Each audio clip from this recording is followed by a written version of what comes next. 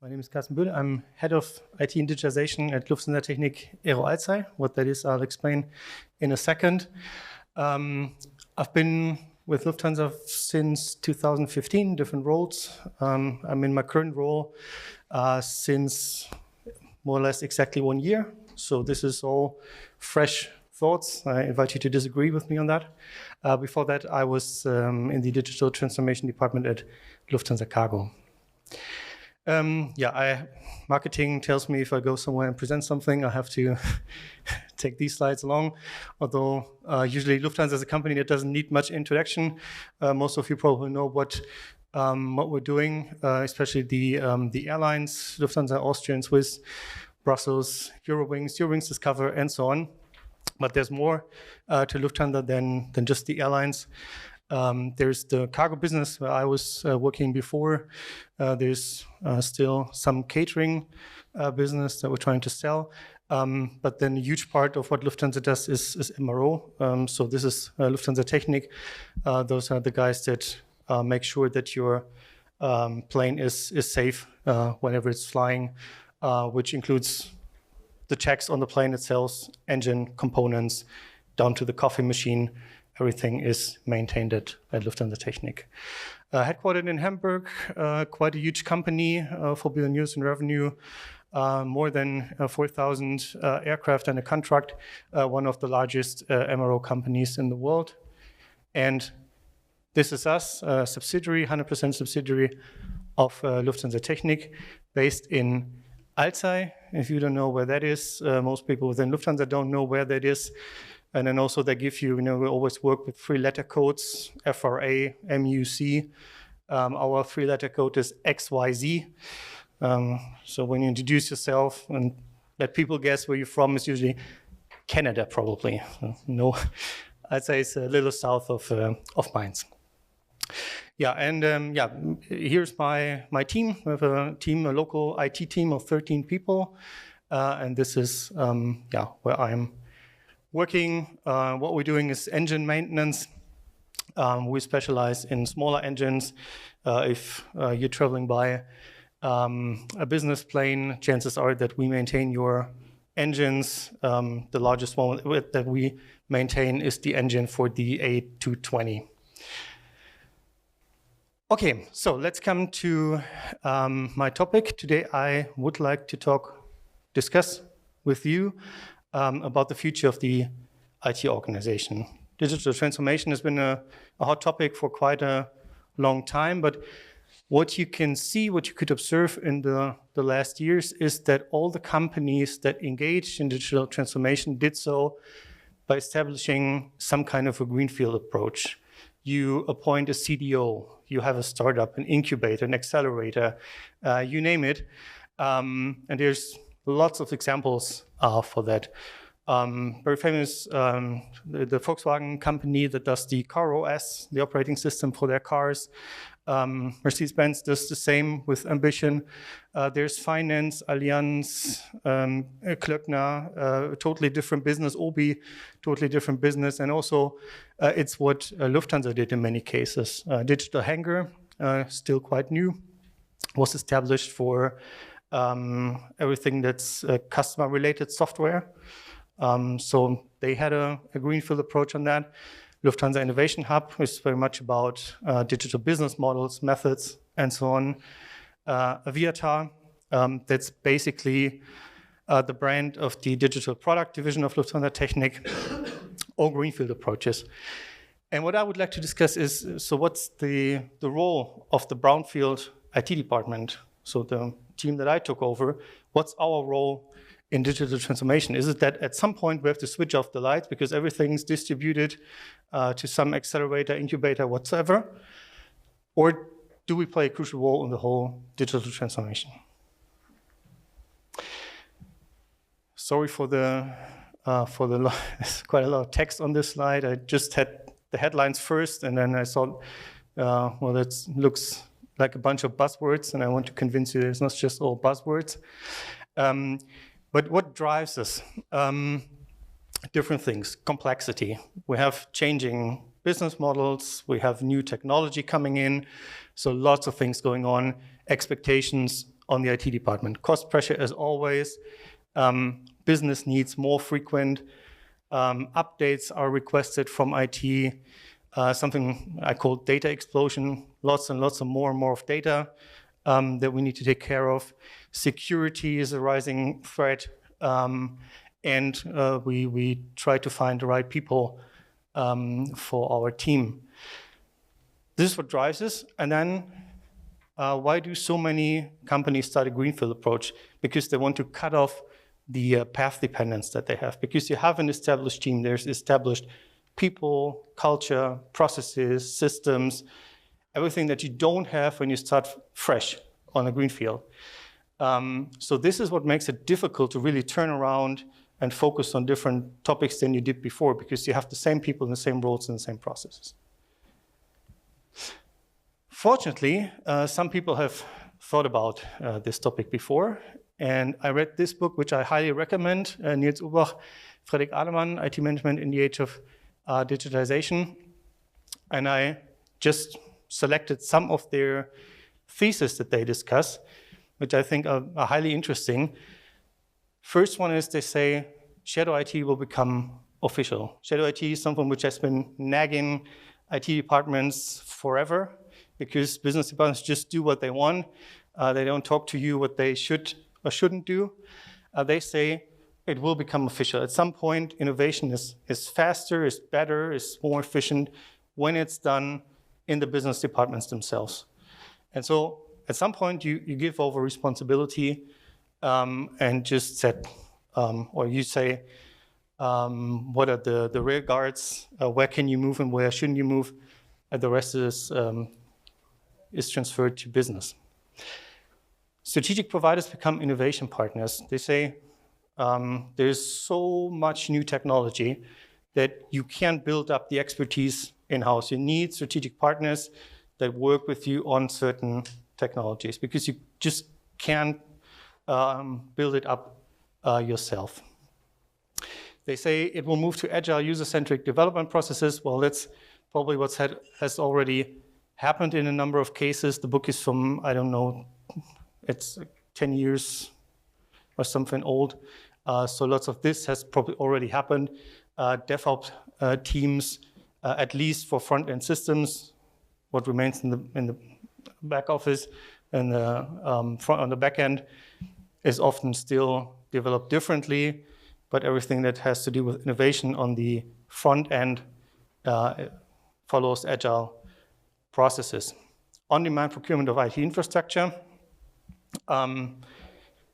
We might have seen a different example just now. Siemens Healthineers, maybe you build a power plant right next to your big factory. In most cases, probably you won't. Power is something that comes out of the plug and that you just use. They say the same development will happen for IT infrastructure, and I think that's what we're seeing. How much sense does it make to produce everything by yourself? They highlighted the importance of security. I just looked for some current numbers. IBM reports, for example, that it takes 287 days to identify and contain a data breach. I think that was an impressive number, which also I will come back to later, is the question, what should we do ourselves and what should others do? And then I say their final thesis is IT departments will be dissolved. IT will focus on topics like portfolio architecture, governance, security, and so on. Everything else will move outside the IT department. A thesis. I think we're not there just yet. I think there's still a lot to do for IT departments, but there is a challenge. And the challenge is that the IT department needs to adapt its role, and needs to adapt the mission, and needs to drive business with innovation technology. Challenge is always hard to disagree on, so fluffy words, accepted. I try to also write down what it's not. The challenge is not to compete with commodity providers, from my point of view. If there's someone else who can do it better, faster, cheaper than you, why should you take up the challenge to compete? Same for specialized know-how. If there's a certain technology that you want to use, does it make sense to try to build up the expertise in-house, or should you partner up with specialists? And last one, also it's not about trying to defend traditional grounds. Things are changing. If you try to build a wall around you and say, change is going to happen for me, I think you're going to have a very difficult time. In the end, it comes down to, I think, a lot of make or buy decisions, what remains within the IP department, and where do we need to find partners to produce what's needed. And that's the guiding policy. Make only these things where you can add business value. Does it provide business value to package and deploy standard software to clients? Not so much.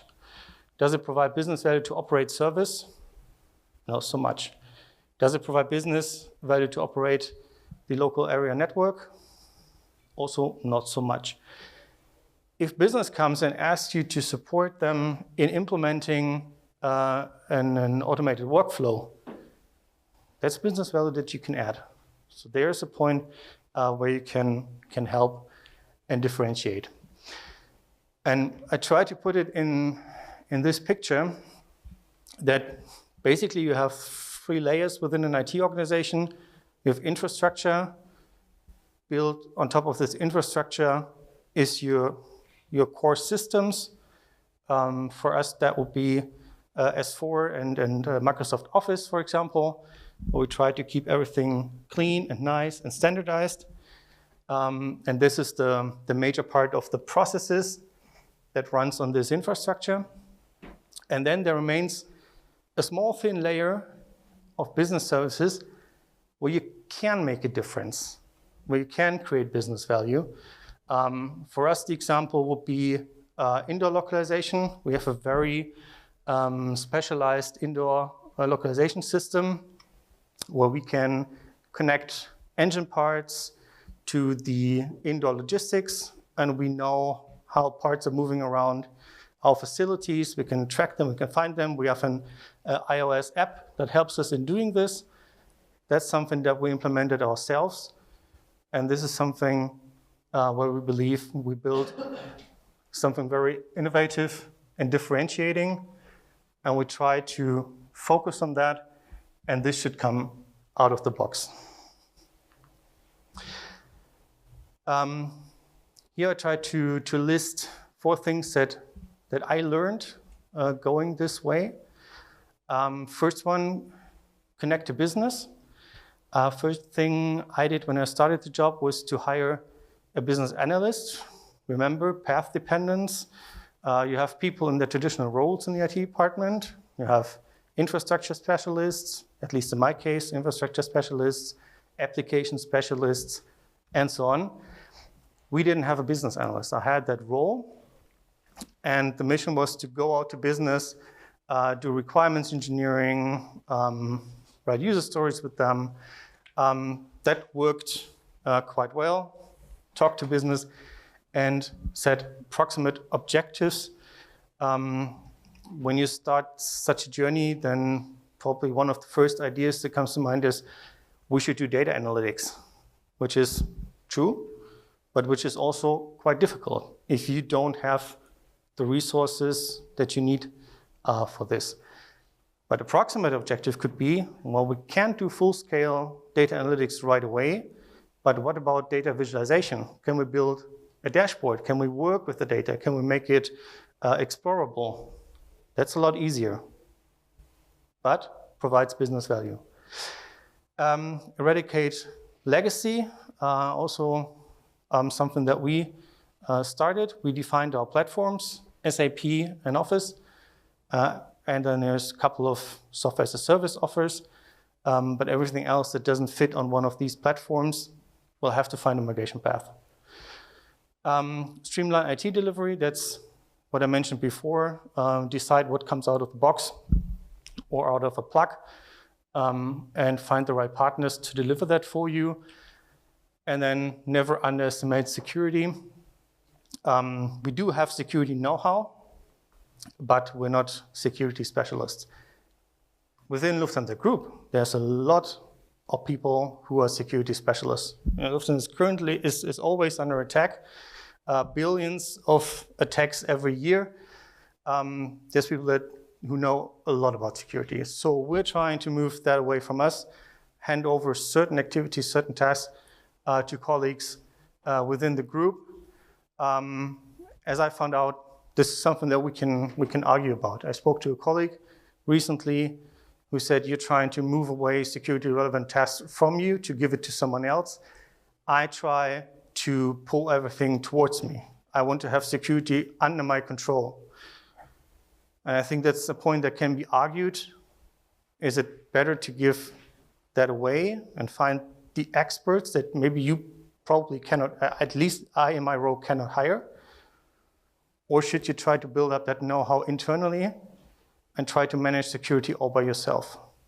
Maybe that's something that we can, after my talk, we can discuss. If you disagree with me, that would be interesting. Yeah, and that's already my final slide. I hope we have some time for discussion.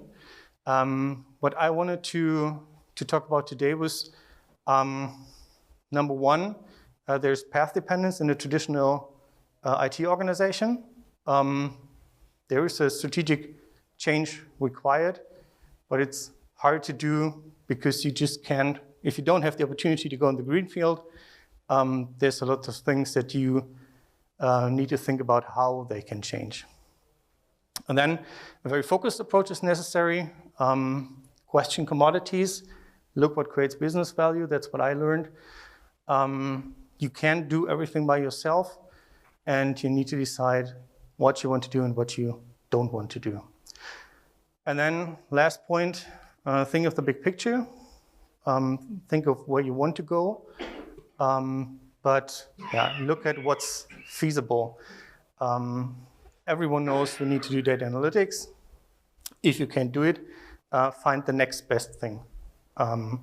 If you can't do full backend automation, go for low code.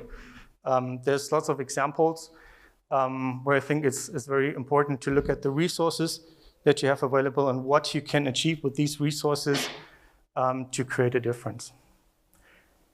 That's all from my side, and I hope maybe you have some questions, remarks. Thank you.